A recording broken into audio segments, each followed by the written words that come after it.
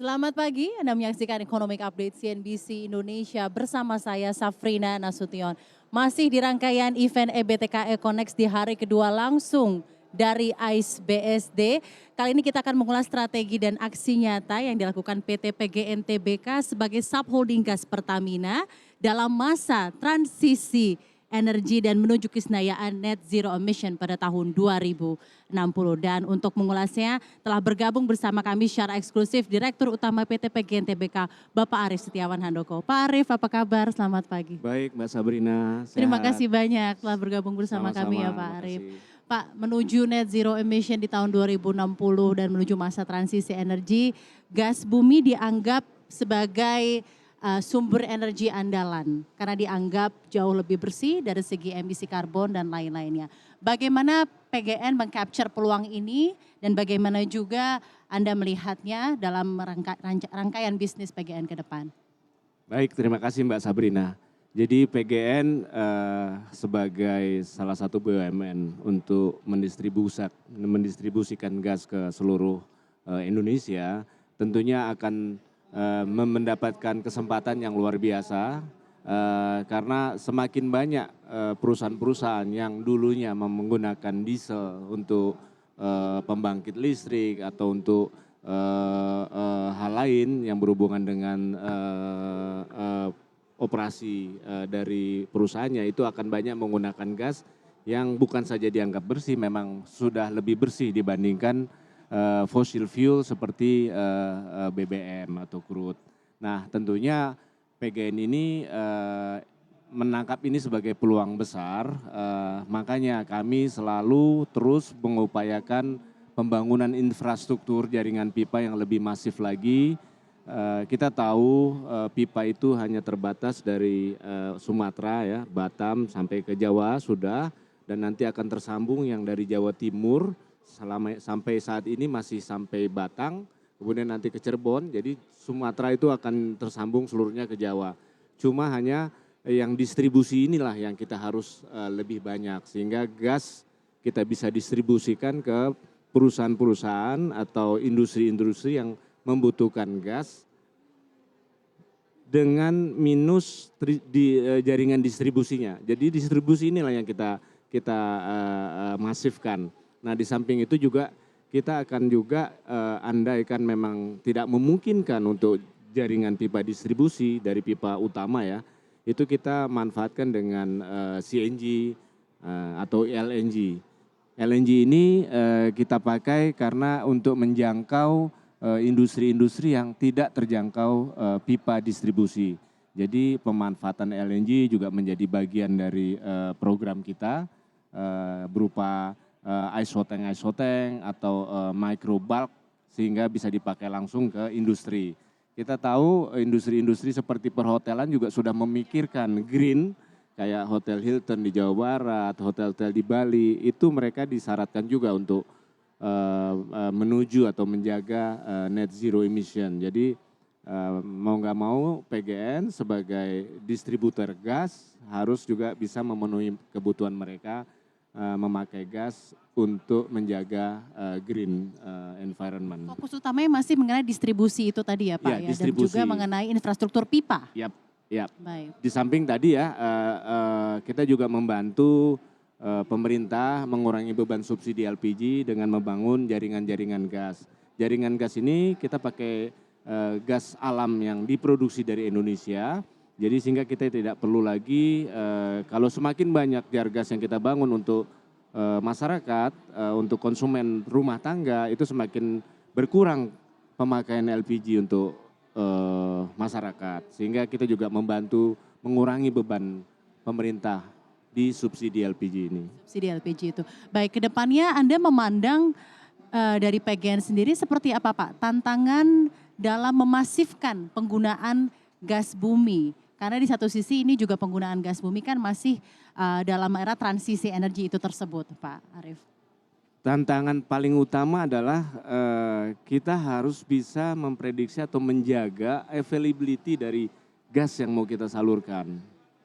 Artinya kami terus bekerja sama dengan K3S, Hulu Migas, ya ada Pertamina Group, ada non Pertamina Group. agar kami juga diberi peluang menjaga demand di industri ini tercukupi. Nah sementara ini ke depan mungkin yang dari gas pipa ini agak sedikit berkurang. Nah itu kita antisipasinya dengan menggunakan LNG. LNG yang kita taruh di FSRU yang kita punya, kemudian kita regas untuk memenuhi kekurangan kebutuhan. Jadi sebagai PGN ya kalau ada industri yang kekurangan gas sebagai bahan baku atau sebagai bahan untuk energinya dia, itu ya harusnya PGN yang bertanggung jawab ini. Makanya kita cari alternatif-alternatif, kita mau coba diberi izin, diberi keleluasaan untuk let's say untuk import LNG misalnya. Karena kami sebagai PGN ini baru nih, LNG belum nih, yang kebagian baru induk kami nih, holding Pertamina ya. Tapi kami juga mau nih pakai LNG. Cuma kalau kita berharap LNG dari, let's say dari domestik ya, ada Bontang, ada BP, ada DS LNG, itu kita belum dapat bagian nih. Nah makanya kami boleh diberi keleluasaan untuk mencari lah LNG. Sementara kita turut domestik karena enaknya kan kalau produksi di dalam negeri kita pakai dulu di dalam. Baru kalau kita kurang baru kita boleh import lah atau dari portofolio di luar. Nah ini yang mau kita manfaatkan. Baik Pak Arief, jadi tantangannya lebih kepada availability dan juga supply ya Pak ya dari gas tersebut. Tadi Anda juga menyebut mengenai kecukupan demand ya Pak ya.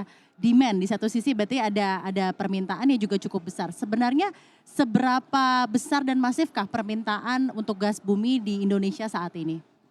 Baik, contohnya misalnya data center ya. Data center kan harus terus punya availability listrik, nggak non-stop ya. Itu misalnya di Bintan ada beberapa permintaan, kemudian ada beberapa industri juga terkait dengan pengelolaan produksinya ya, perusahaannya ya.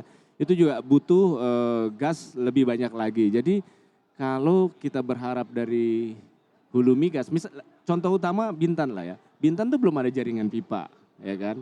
Kalau Batam sudah ada beberapa ya. Nah Bintan ini sebagai satu pulau yang cukup potensi untuk pengembangan bisnis tadi yang data center, itu harusnya kita juga bisa mengantisipasi itu dengan ya kita harus bisa punya portofolio LNG yang bisa mencukupi kebutuhan mereka. Mereka sudah minta untuk 50 megawatt misalnya untuk satu data center, kurang lebih ya 10 BBTU lah per hari. Nah itu baru satu. Kalau diprediksi dari teman-teman kami di PGN yang menangani hal ini, itu akan bisa sampai 500. Jadi ada kebutuhan mungkin kurang lebih 100 BBTUD.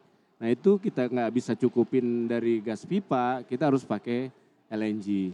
Nah itulah kami sekarang ini lagi berupaya untuk mencari supply source dari LNG ini. Entah dari dalam atau dari luar.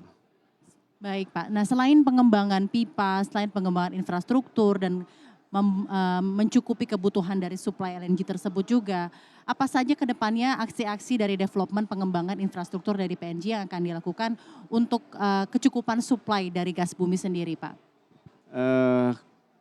Kita sekarang berupaya mencoba mencari source gas ya yang dari hulu. Kita coba lihat ada stranded gas, tentu bekerja sama dengan SKK Migas. Kami lihat ada misalnya di Kalimantan Utara ada PHE Nunukan misalnya, atau Medco Simenggaris sudah dibuat LNG mini ya dari gasnya mereka. Jadi upaya-upaya kita ya kita ngejemput bola, coba cari source gas yang ya kecil-kecil nggak apa-apa, tapi daripada tidak terserap menjadi stranded dan sayang kan mubazir. Jadi kita coba menjemput entah dipakai untuk LNG mini atau CNG atau apapun yang bisa membuat gas yang stranded itu menjadi termonetisasi. Artinya menambah penerimaan buat negara. Baik, dan dalam hal ini sebenarnya di Indonesia sendiri dari natural resources-nya ini berarti begitu kaya ya Pak dalam hal ketersediaan gas bumi. Dan bagaimana dalam hal persentase PGN sudah mengeksplorasi source dari PGN gas bumi itu sendiri di Indonesia Pak?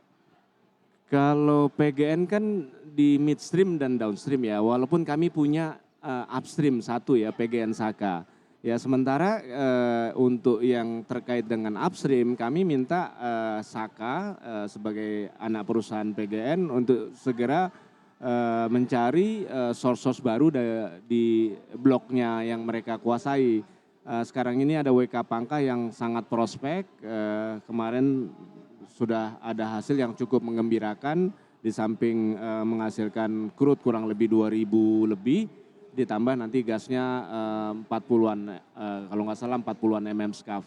Jadi ini yang dari anak perusahaan sendiri kita juga mengupayakan ada source gas dari situ. Di samping tadi kita selalu berkolaborasi, meningkatkan kolaborasi kita dengan anak-anak perusahaan subholding gas di Pertamina.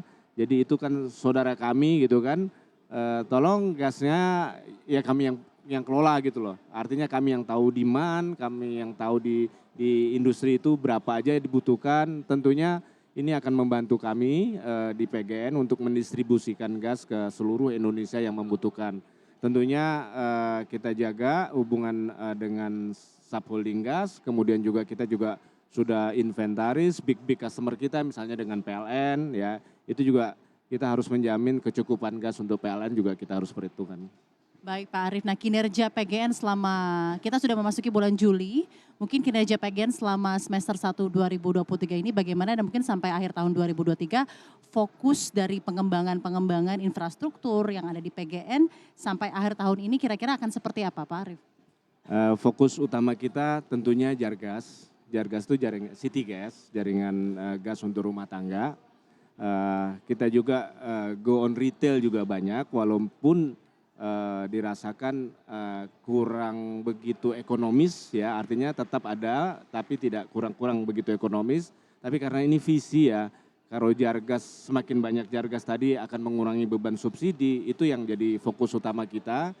Kalau kinerja untuk penyaluran gas itu kami masih sangat bisa menyalurkan gas yang masuk ke kita. Artinya berapapun yang ada di supply untuk kita bisa salurkan ke industri. Walaupun demand di sektor industri ini naik terus, tetapi yang dari sisi supply agak sedikit menurun. Nah ini mungkin nanti kami berkolaborasi lah dengan SKK Migas, bagaimana kita bisa menjamin pasokan supply untuk mencukupi demand tadi. Di samping kita juga sudah punya alternatif penggunaan LNG tadi.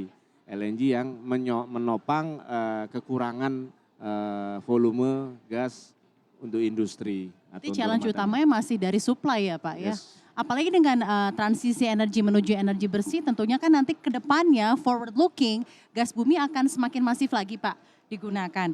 Bagaimana langkah yang dilakukan PGN ke depannya dalam upaya dekarbonisasi dan juga mendukung target Indonesia menuju target net zero emission 2060 dengan demand yang semakin meningkat namun juga butuh putar otak nih Pak dalam hal mencari supply yang lebih sustainable? PGN tentu tetap berkomitmen ya untuk menjaga atau menuju net zero emission, mengurangi emisi karbon ya. Kami punya satu function business development, kita ada kerjasama terkait dengan biometan, itu juga salah satu bentuk ya. Menjaga atau mengurangi emisi karbon, kita memanfaatkan kerjasama dengan perkebunan kelapa sawit. Itu perkebunan kelapa sawit kita tahu kan ada ratusan, mungkin sampai 1000-an. Tentunya Mbak Sabrina dengan membuat satu terobosan, kita bekerja sama dengan beberapa perusahaan yang bermain, yang mencoba menggunakan biometan ini. Tentunya menjadi contoh langkah yang baik agar kita mendapatkan beberapa PKS lain yang mau memproduksi biometan dari pome kelapa sawit ya. Berarti sudah terjalin ya Pak ya kerjasama dengan beberapa terjalin. PKS Satu ya Pak ini ya? sudah terjalin PKS, mudah-mudahan jadi contoh yang baik. Nah ini tentunya akan banyak yang mau, kenapa?